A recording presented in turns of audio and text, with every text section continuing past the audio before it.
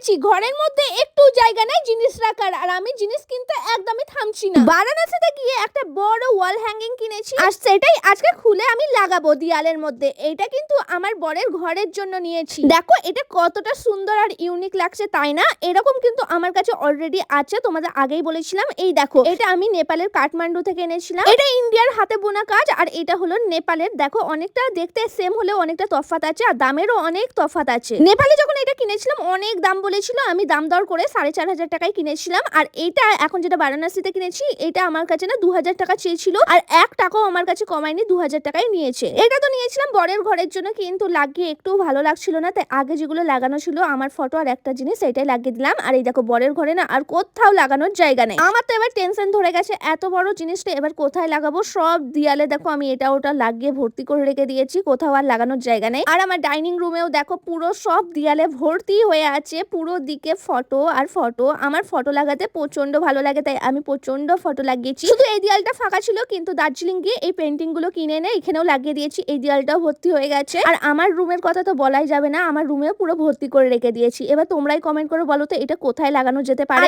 অনেক আমি না ইউনিক না ফ্রিজ ম্যাগনেট দেখতে পেয়েছিলাম, তাই আমি অনেক নিয়ে নিয়েছি। আর আমি যেখানে যাই না ফ্রিজ ম্যাগনেট তো আমি কিনে আনি। আমি কিন্তু কোনোদিন মেকআপের জিনিস এটা ওটা সাজগোজের জুয়েলারি কিনি না, আমার সাজটা অত ভালো লাগে না, কিন্তু ঘর সাজাতে ইউনিক জিনিস কিনতে না আমার অনেক ভালো লাগে। আমার ঘরে কিন্তু অনেক ইউনিক